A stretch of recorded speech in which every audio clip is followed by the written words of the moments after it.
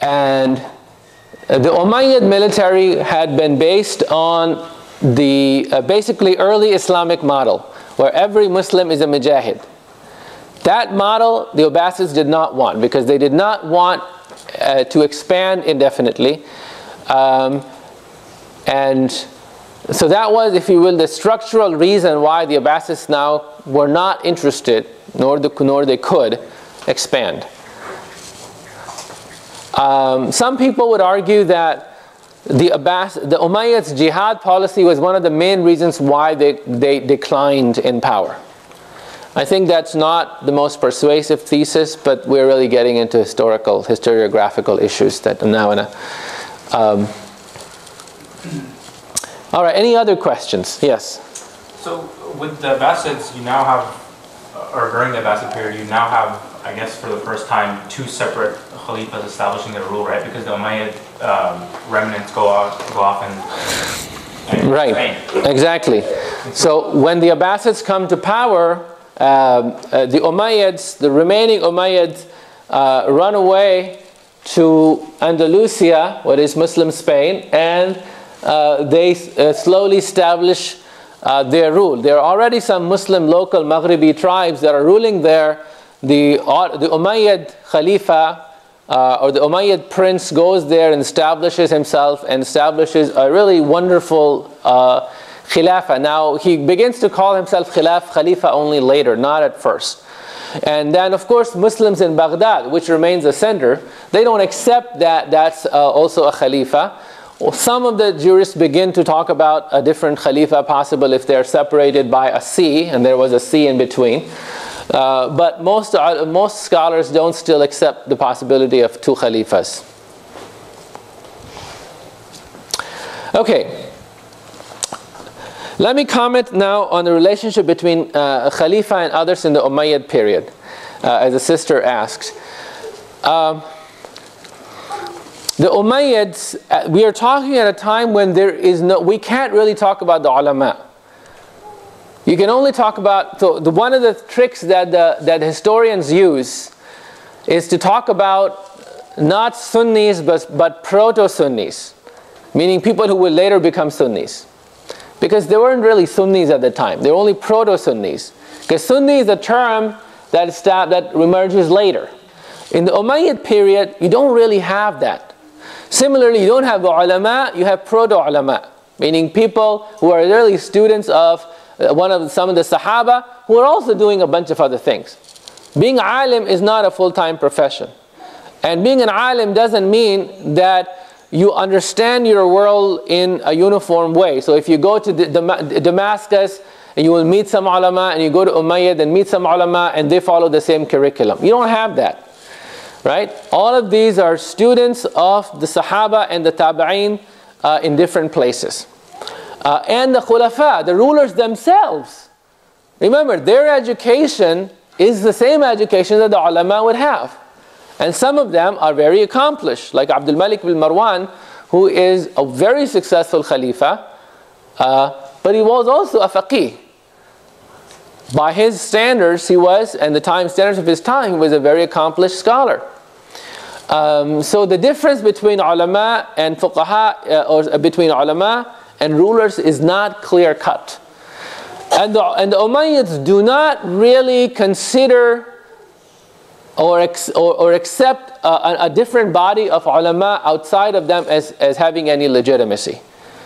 Because it doesn't really it exists only in very loose kind of way.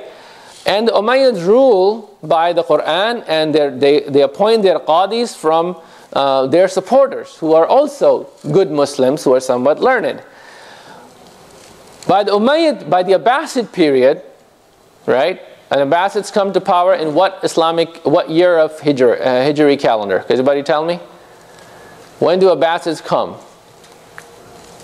Hijri year. What's that? 132. The end of the first century. In the beginning of, or sort of toward the, so in the 2nd century, during the 2nd century, in the year 132. So that's when the Abbasids come to power. And At first, Abbasids ruled in the same way that the Umayyads had, and then they established their own institutions.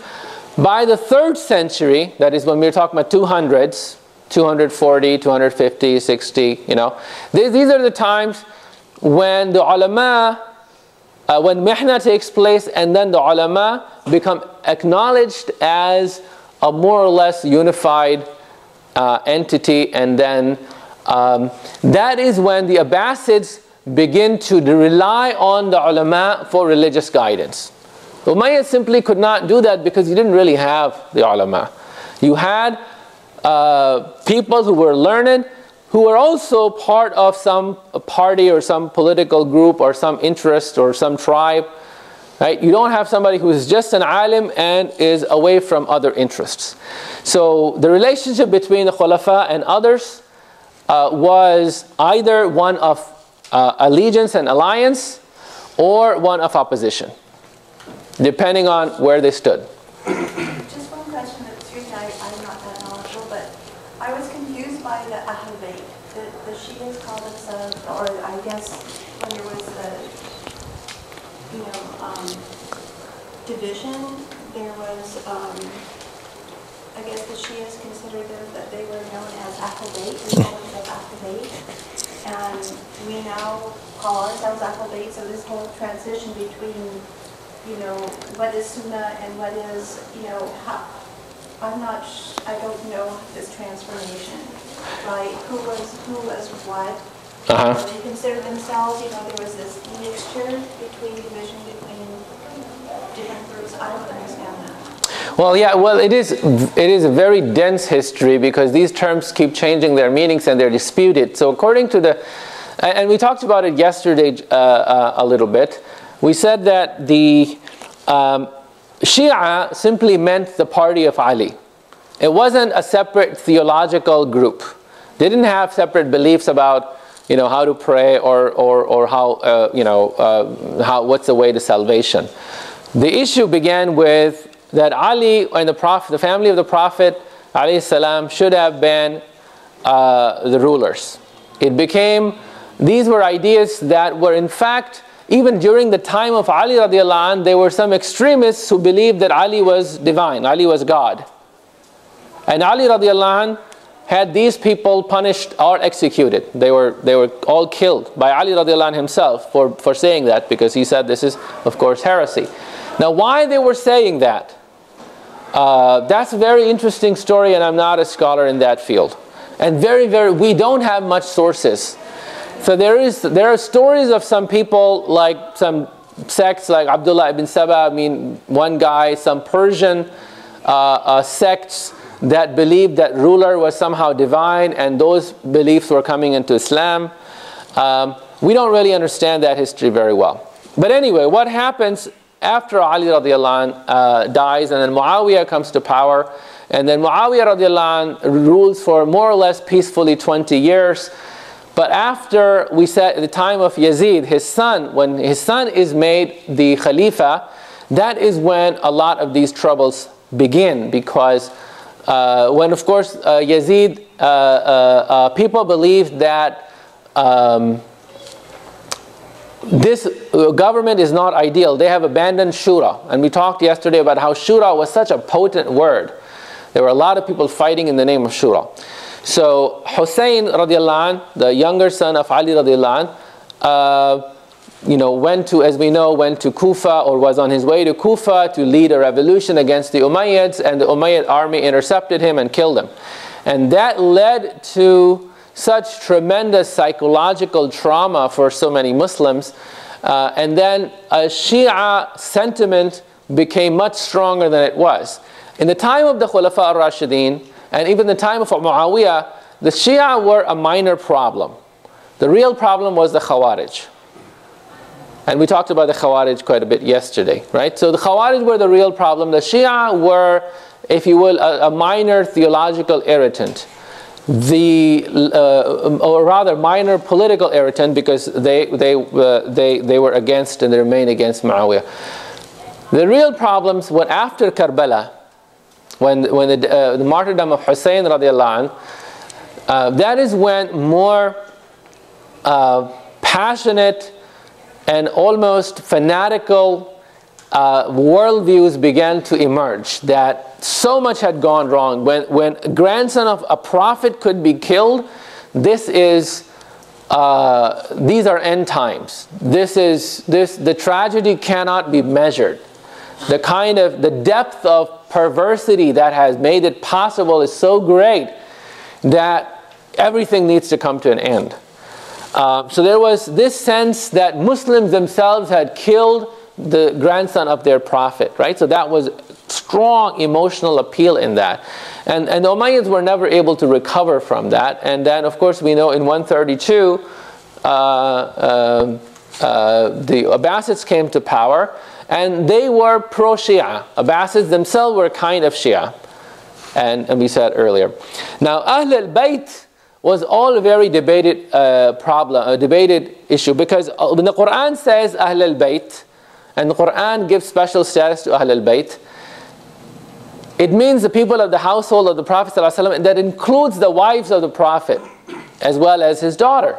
It doesn't have any specific sense that his wives are not part of Ahl al-Bayt, and only his daughter Fatima, and who's Ali, and who's married to Ali, that they are Ahl al-Bayt. That was a later idea that is, if you will, contested. And then during this time, in later Umayyad period, between Karbala and, if you will, the Abbasid period, during this time, there is no one Shia theology. There are many different Shia groups. Some of them are moderate. In fact, many of the people that we recognize today as Sunnis were very sympathetic to Ali. Like Abu Hanifa, for example. People would say he had tashayyu', meaning that he preferred Ali over even Uthman radiallahu anhu. But that didn't mean that you had in any way a different theology. What begins to happen in the Abbasid period is somebody like Imam Ja'far as-Sadiq, it is attributed, the books are attributed to him, we don't really know, but they begin to write a more strident theology that talks about the Imam and the necessity of the Imam and so on and so forth. And so there are at least three different understandings of what Ahl al-Bayt means. There is an understanding that the Sunnis have, that the wives of the Prophet ﷺ and everybody is Ahl al-Bayt. The Shia understanding that only Fatima Ahl al-Bayt, and then the Abbasid understanding, which is sort of semi-Shia understanding, which is that the house of Abbas, who was an uncle of the Prophet ﷺ, his progeny, because remember, that's where the Abbasid Khalifas came from. So they claimed that they were Ahl al-Bayt as well. And Sunnis were okay with all of that. Like, yes, you're all Ahl al-Bayt, but so what? Because being Ahl al-Bayt doesn't really give you any special status in Sunnah other than a few legal things, such as you don't give zakat to Ahl al-Bayt, right? Because they are an elevated category. The state is supposed to, or Islamic government is supposed to take care of them, but they don't receive zakat. Other than that, there was very little. Okay, any other questions? If not, actually, let me move on, and let's say this, that this is another map of the Abbasid Empire, just so that, and as we will see that North Africa, this part is cut off because the Abbasids did not control that. But you will find here that in the Abbasid period, these thick lines are different provinces. And one of the things that the Abbasids are doing is they're creating boundaries and administrative units that are much more clear. Right? So these are different administrative units or provinces in the Abbasid Empire. And this line here shows that, okay, this is where we stop and we are not really expanding anymore.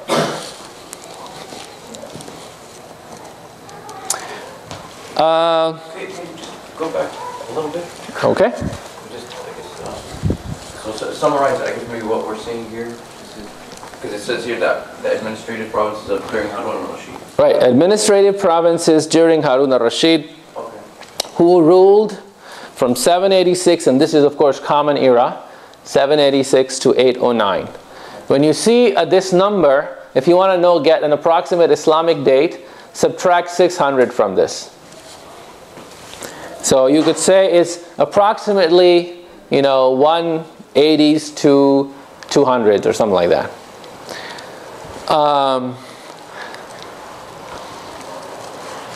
Okay. Now I want to talk a little bit about science and religion. Remember we mentioned the conflict between Al-Ma'mun on the one hand and Ahl Sunnah on the other hand.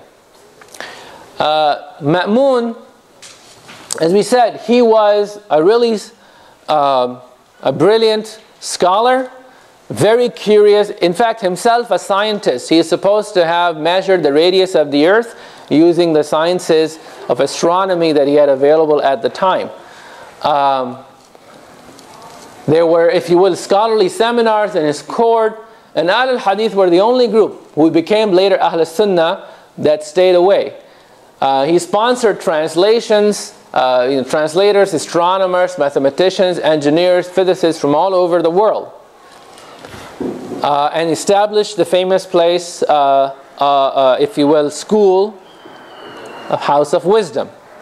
Now I want to give just a quick contrast between the worldviews of Al-Ma'mun on the one hand and the people of Hadith on the other hand. Okay, this is their science. So Al-Ma'mun, who's a rationalist, this is a poem translated from some of the prose of Al-Ma'mun. It may or may not be authentic, but nonetheless it, I think, fairly represents the kind of person he was. Sleepless I watch the heavens turn, propelled by the motion of the spheres. Those stars spell out, I know not how, the weal and woe of future years. If I flew up to the starry vault and joined the heavens' westward flow, I would learn as I traverse the sky the fate of all things here below. Right? So this is astronomy mixed with astrology. He wants to know how the heavens moved, how the spheres and stars moved, because that way we could know the fate of the future of the world. This was the science of the period, right? And he is somebody who knows Islamic theology and everything, but doesn't see anything wrong with astronomy and astrology. This was his science that he was after. Now traditionalists, or Ahl al-Hadith of the period, this is one book shows, their understanding of how the world was constructed, their cosmology. The lower part of the world, which was created first, consists of an original earth, which God then split into 7. The 7 earths are arranged one above another like a stack of plates. We inhabit the top one and the devil the bottom one, which is hell. Above the earths, God placed an analogous stack of heavens. The lowest heaven is our own sky, the topmost is paradise. So the way people understood the cosmology, the world in which they lived, were drastically different from ours. Right? So in both cases, we probably don't want to identify with either of these. But this was the scientific mindset of the world, and this was the traditional mindset of the world of the period. Right? We're talking 3rd century.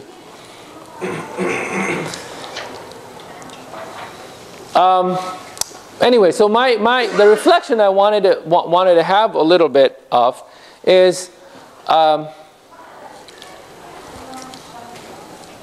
Al-Ma'mun is somebody who is theologically misguided, according to Ahl Sunnah. Yet at the same time, he's a curious mind, and only, of course, by making mistakes are people like him able to discover more. He's able to, for example, figure out the radius of the earth. He knew that the earth is a sphere. Whereas in this worldview, the earth is a plate that is stacked over other plates. You see what I'm saying? So that it's not as easy to decide who was completely wrong and who was completely right. And sometimes the relationship between religious knowledge and scientific knowledge hasn't been as ideal as we would like it to be. Okay, so these are continuing challenges.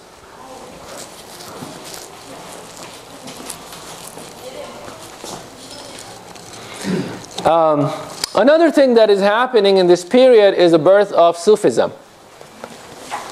3rd century, toward the end of 3rd century, you see the first group of people that begin to use the word Sufi, although Sufism in the 3rd century doesn't mean and doesn't have the same doctrines that came to be associated with it later.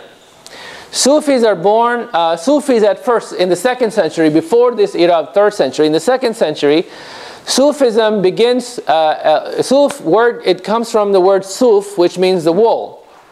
Christian monks in Baghdad and Christian monks in Mesopotamia and Egypt at the time used to wear shirts made of wool that did not need washing.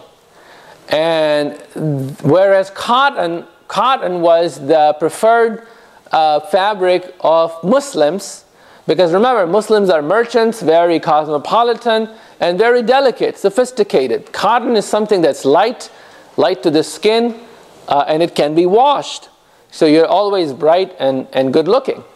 Wool was very different. Wool was the fabric of the poor. It was the fabric of people who never washed. So wool was something that Christian monks wore at the time. But because of this decadent luxury that seems to be increasing in the later Umayyad and early Abbasid period, that there is increasing number of pious people who are wanting to find an alternative, right? And one of the movements is some of the students of Hassan al-Basri, who died in the year 110, are looking for. And some of them are Christians themselves who had converted to Islam, or Jews or something else, and so they find other ways of expressing asceticism or zuhud or renunciation of this world. But at this time they don't have any separate doctrine. In fact, the Sufis at this time are known as the people of Amr bil Ma'ruf wa Nahi anil Munkar, people who fearlessly go and command righteousness and forbid wrong. And they're seen by the ulama and the khulafa both as a nuisance, meaning as a bunch of young, enthusiastic young men who are poking their nose in everybody else's business. But they are pious people, or super pious.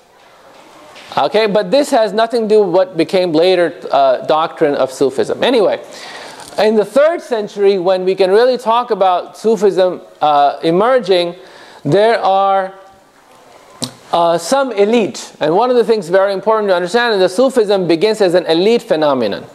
Later in Islamic history, we're going to see that Sufism becomes a populist movement. So it's usually later Islam, everybody is a Sufi, especially the popular people who have no other knowledge. But at this time, Sufism is not that. Sufism is a movement among the elite who focus on individual isolation and worship and meditation in isolation. One of the contemporaries of Imam Ahmad ibn Hanbal is Al-Harith al-Muhasabi. Harith al-Muhasabi is somebody who is interested in kalam, and I haven't talked about kalam yet, and I don't think that our time will allow us to talk about theology. But Harith al-Muhasabi is somebody that Ahmad ibn Hanbal does not like very much because of his indulgence in kalam, because he has some theological ideas that Ahmad ibn Hanbal doesn't like. But he also begins to reflect on philosophy, if you will, the psychology of soul, psychology of sin. And this is the first time that we have a Muslim scholar begin to talk about how the soul and the heart really move, and to focus and purify the soul to submit to Allah subhanahu wa ta'ala. So this is, if you will, the beginning. And nobody calls him a Sufi, but these are the beginnings of a special, if you will, a birth of a discourse, birth of a science that is not yet a science. It's just first when you begin to focus not on law, not on politics, not on theology, but on inner soul, and how, what the human soul, heart loves, what it doesn't, and how it moves, and what errors it makes, and so on. Now, Ahmad ibn Hanbal himself was a great ascetic, and he was a model for a lot of Sufis, and inspiration of a lot of, not Sufis, but renunciants and pious people at the time. It is said, according to some reports, that one of his students was called a Sufi, but there is very little that we know about him. Then in Baghdad, after Ahmad ibn Hanbal, you have some people who begin to focus on the kind of thing Al-Harith al-Muhasabi was talking about, and some of them go to an extreme. Dhunun al-Misri is, so some of these great grand Sufi, grand proto-Sufis, okay, let me use the word proto-Sufis, meaning at this point they don't themselves maybe see themselves as being part of a group called Sufis, but later they become incorporated as Sufi masters. So Dhunun al-Misri is one of them, who is a man from Egypt. Or Abdullah ibn al-Jalla is a man from, a very pious man from Damascus. Or Ibrahim ibn Adham, and most important of them is Al-Junayd of Baghdad, with whom is seen as he's seen as, if you will, the master of these group of people. He's known as Sayyid al-Ta'ifa. Sayyid al-Ta'ifa means a master of these group of people. Why? Because he's a master both in Islamic science of Sharia and somebody who has great speculations and great insights in the human nature. And what do I mean by that? He talks about what sabr means and the definition of sabr, or what is shukr, and what it means to be grateful to Allah. What is zuhud? What is love? But for him, it is absolutely clear that Sharia, the word of Allah subhanahu wa ta'ala, and the Sunnah are absolutely the first and the most necessary thing before you talk about the soul, or the way you talk about the soul is through the Quran and the Sunnah. There are others at this time who are beginning to talk about other sources of knowledge that are other than the Quran and the Sunnah, or even opposed to the Quran and the Sunnah. Right? There is another renunciant by the name of Hakim al-Tirmidhi, who has great claims about he has great insights in human soul, but also he believes that he's a saint, and he has doctrines about the saint being above or better than prophets, and so on and so forth, which are things that make the ulama very wary about where this these new group of people, what are they talking about, right? So the ulama at first do not accept these Sufis as orthodox or as in their circles, because some of them are talking about things that ulama see as clearly outside the pale of Islam, such as thinking that saints are above prophets and so on and so forth. Yet people like Al-Junayd al-Baghdadi are clearly within the Sharia, and also one thing that they do, what distinguishes people like Al-Junayd from other straight scholars, is that Al-Junayd al-Baghdadi, they put a lot more emphasis on mystical direct knowledge and experience, and they think that one thing that emerges at this time is that people are so lost in their worship of Allah that they begin to utter statements such as I am God, or I am the truth, or there is no God but me, that could be understood in many different ways, and they are seen usually as drunk or intoxicated. So, these statements that they utter, they're called shatahat. And shatahat are excused by some of the ulama as simply statements of madmen. Therefore, that it doesn't make you a kafir if you say a shatah like that, because you're really not in your control. So ulama, including later critics like Ibn Taymiyyah and Ibn al-Qayyim, actually say that shatahat are simply a sign of one's weakness of mind and weakness of heart, but they don't make you a kafir. But anyway, the point is that a scholar who does not give any room to inner states will look at these people and say, your statement is clear disbelief, you're claiming to be God, but on the whole, ulama, if you will, at this point are wary. And there is even some cases of, if you will, persecution and execution of people like Hallaj who claim that. In the next century,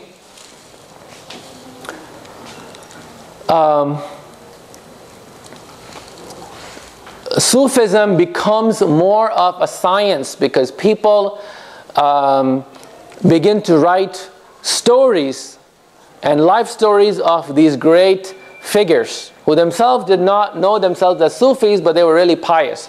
Right? So when these books begin to be written, that's when, if you will, Sufi science is born.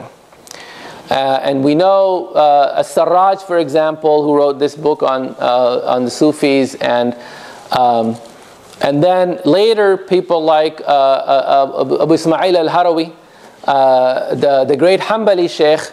And remember, what's interesting is that at this point in time, Ahl al-Hadith tend to be Sufis. Or a lot of Ahl al-Hadith or Hanbalis are more likely to be Sufis than Hanafis, who are Ahl al-Kalam, who are rationalists, who don't like tasawwuf. So the world is very different from what it appears from our angle today, where we think that tasawwuf and kalam are somehow sophisticated sciences and Ahl al-Hadith are the people who are enemies of tasawwuf and so on. That was not the case back then. Yes?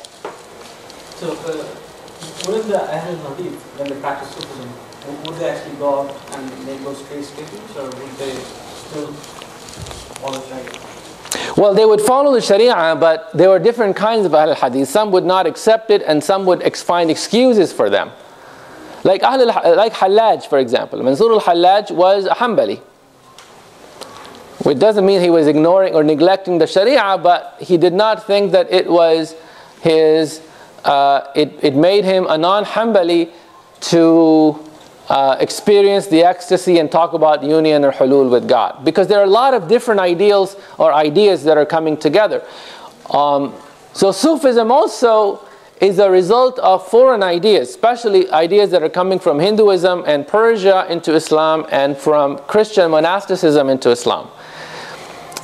So as you see that I say here, the relationship, so there are three sources of Sufism that we can talk about right now. Yes? Among the four schools of legal thought, the school of Hanbali actually talks more about theology and theological doctrines. Right? So it's kind of confusing that the Hanbali person following Imam Hanbal, who has very great emphasis on theology, would actually go ahead and do these kind of things. So, yes, it is strange, but it's just, I mean, it's a historical fact as well, that you find people like, they don't necessarily see the contradiction. Right? And we can talk about maybe separately why they don't see the contradiction.